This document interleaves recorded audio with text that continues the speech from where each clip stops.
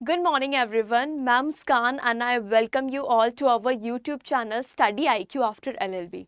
So students, अब हम start करने वाले हैं अपने सेशंस में भारतीय न्याय संहिता के साथ टर्मिनोलॉजी सीखेंगे, हम लीगल टर्मिनोलॉजी देखेंगे और मैं आपके लिए ऑलरेडी सीपीसी करवा चुकी हूँ, टीपीए करवा चुकी हूँ और एनआई करवा चुकी हूँ। तो अब हम पढ़ेंगे भारतीय न्याय संहिता के लीगल टर्मिनोलॉजीज़ के बारे में। और यहाँ पे कई स्टूडेंट्स का भी डाउट था कि ma'am intention, knowledge, intention, motive, malice, इनमें क्या डिफरेंस होता है। तो बेटा आज के सेशन में हम इन्हीं टर्म्स को कवर करने वाले हैं, इन्हीं टर्म्स में हम देखेंगे कि क्या डिफरेंस है इनमें। तो let's start with this session. और उसके पहले मैं आपको बताना चाहती हूँ बेटा कि यहाँ पे अगर आप मुझसे जुड़ना चाहते हैं तो आप मेरे टेलीग्राम पे जुड़ सकते हैं, ये टाइप करके लाइक जुडिशरी बाय मुस्कान। तो और या फिर आप स्कैनर को भी स्कैन करके आप मुझसे जुड़ सकते हैं और इस सेशन की पीडीएफ ले सकते हैं। तो चलिए, as you all know that this is our first session on भारतीय न्याय संहिता, this is our part first। चलिए, और जैसा कि हम करते हैं वर्ड ऑफ द डे, सो आज का वर्ड ऑफ द डे है दैट इज सेगेशियस। तो हम देखेंगे अपने सेशन के एंड में कि इस वर्ड का मीनिंग क्या है हमारे लिए इन लीगल सेंस। चलिए, तो हम स्टार्ट करते हैं अपने first word of the day से, that is it refers to the state of mind.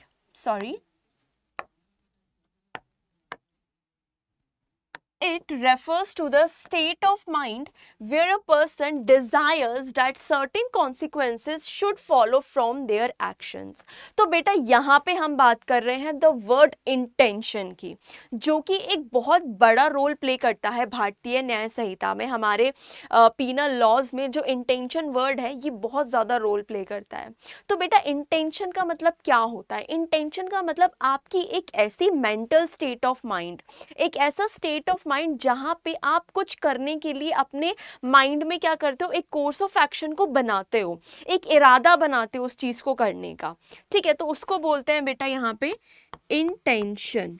जब आप कोई इरादा बनाते हो अपने दिमाग में, इंटेंशन बनाते हो, एक स्टेट ऑफ माइंड होती है कि आप अपने दिमाग में सोच लेते हो कि अच्छा ये काम हमें इस तरीके से करना है, इस इरादे से करना है। तो दैट इज इंटेंशन। जब आप अपने दिमाग में कोई चीज़ सोच कर चलते हो कि हमें ये चीज़ करनी है, तो वो क्या होता है बेटा? इंटेंशन होता है, इरादा। ठीक है, इरादा।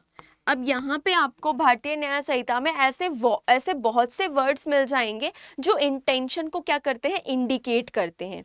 जैसे कि फ्रॉडुलेंटली हो गया, वॉलेंट्री हो गया, ठीक है, डिसऑनेस्टली हो गया। तो ये इस तरीके के जो वर्ड्स हैं, डिसऑनेस्ट इंटेंशन हो गया, इस तरीके के जो वर्ड्स हैं वो क्या डिपिक्ट करते हैं?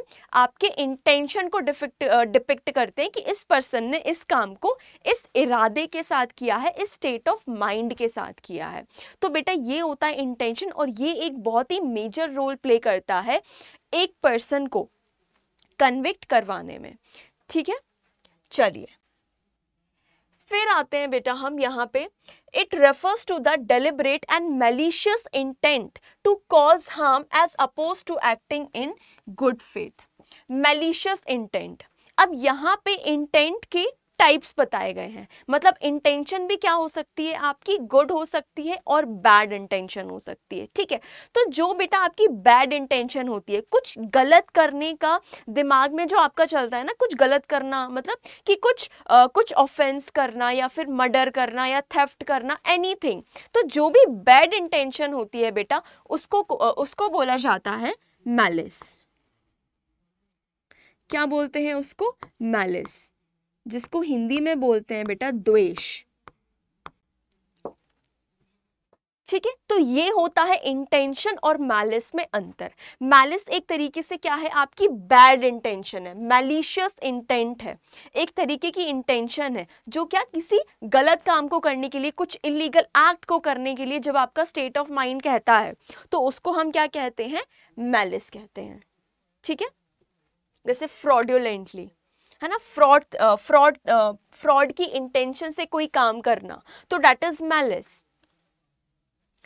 वहीं अब देखो, it refers to the underlying reason behind an action helping to explain the context and intent behind an offence. Underlying reason behind an action, बेटा यहाँ पे हम बात कर रहे हैं द वर्ड मोटिव की। अब यहाँ पे मोटिव का मतलब क्या होता है, देखो मैं अगर आपको बताऊं, मोटिव का मतलब होता है बेटा एक अल्टीमेट उद्देश्य आपका, एक अल्टीमेट एम क्या है आपका। अब देखो अगर मैं इसका एग्जाम्पल देती हूँ कि आपका मोटिव क्या है, एग्जाम क्लियर करना, ठीक है, आपका मोटिव है, आपका एक नोबल मोटिव है कि मुझे एग्जाम क्या करना है, क्लियर करना है।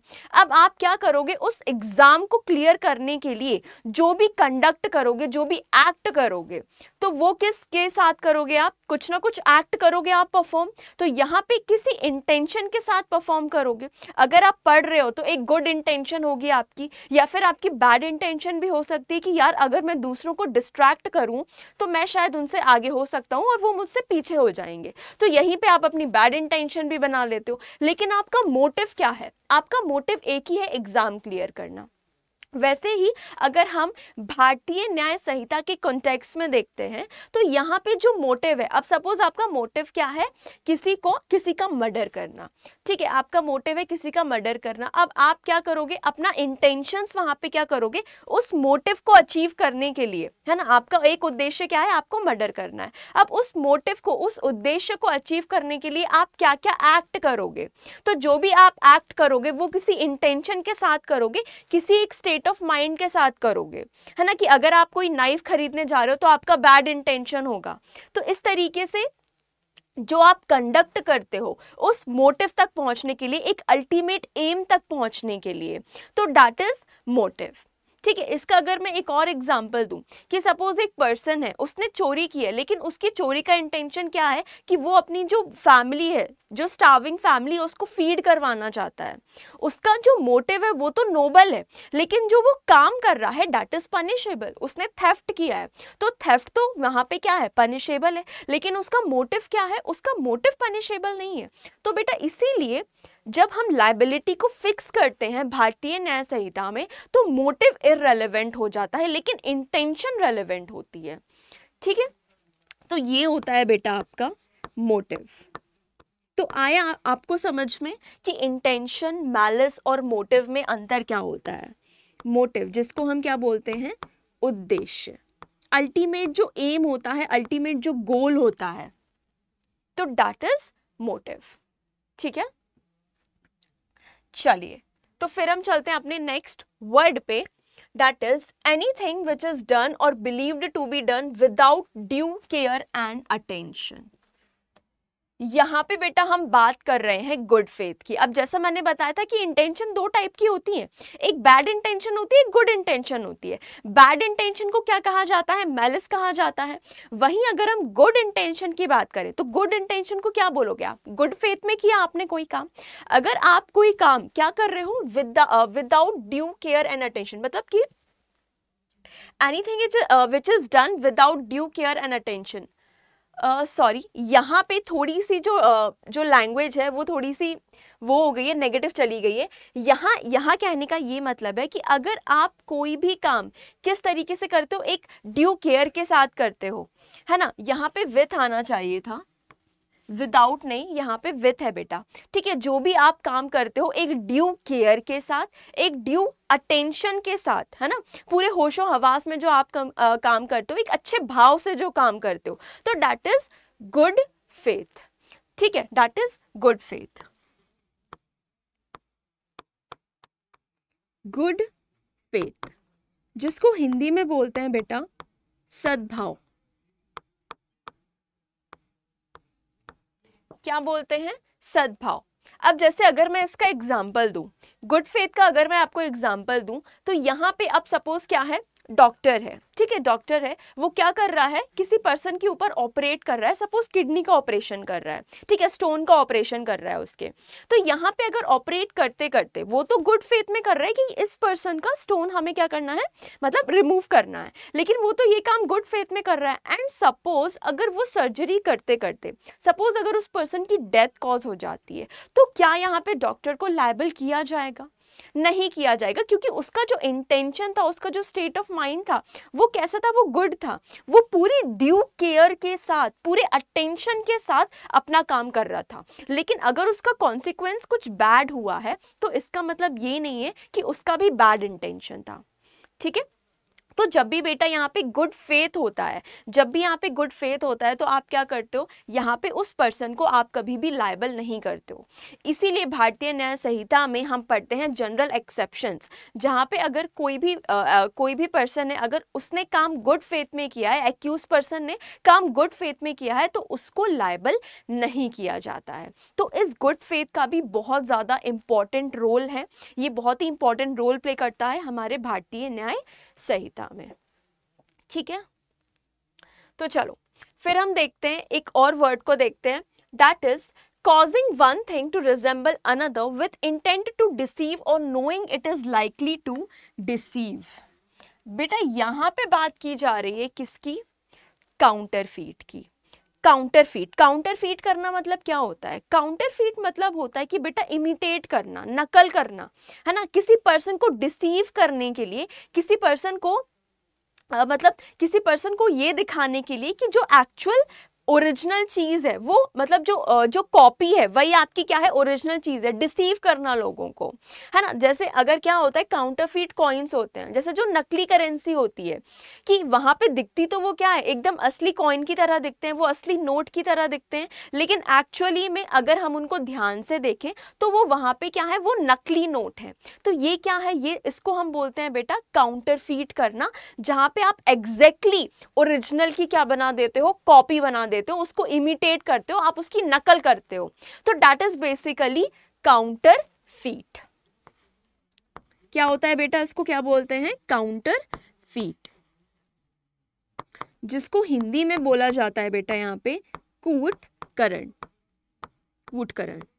और ये दिया है आपका सेक्शन 2(4) भारतीय न्याय संहिता। ठीक है बेटा, तो ये है आपका काउंटरफीट, दैट इज कूटकरण। मतलब जब आप क्या करते हो, जब आप ओरिजिनल चीज की कॉपी बनाते हो, एकदम एग्जैक्ट जब आप कॉपी बनाते हो, तो उसको बोलते हैं काउंटरफीट। ठीक है, पहले ये 28 में डिफाइन था आईपीसी के, अब ये कहाँ पे है, सेक्शन 2 के सबसेक्शन 4 में, क्लॉज 4 में। ठीक है, तो ये है हमारा काउंटरफीट। तो चलिए आज हम देखते हैं अपना word of the day, that is sagacious. बेटा सेगेशियस मतलब होता है कि जब एक लॉयर या फिर एक जज जो वो अपना जुडिशियल माइंड लगाते हैं, जो वो अपनी विजडम का यूज करते हैं, है ना, जो उनका एक कंसाइंस होता है, उस बेसिस पर जब वो जजमेंट देते, तो दैट इज सेगेशियस। कि मतलब जहाँ पे एक पर्सन एक ऐसी क्वालिटी पोजेस करता है जहाँ पे वो ये क्या कर पाता है, एनालाइज कर पाता है चीज़ों को, एडजुडिकेट कर पाता है इफेक्टिवली अपने कंसाइंस की हेल्प से, तो दैट इज सेगेशियस।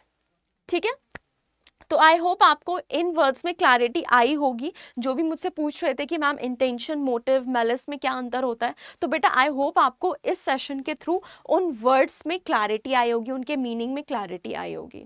तो मिलते हैं बेटा हम अपने नेक्स्ट सेशन में अगेन कुछ वर्ड्स के साथ। So thank you everyone, have a nice day.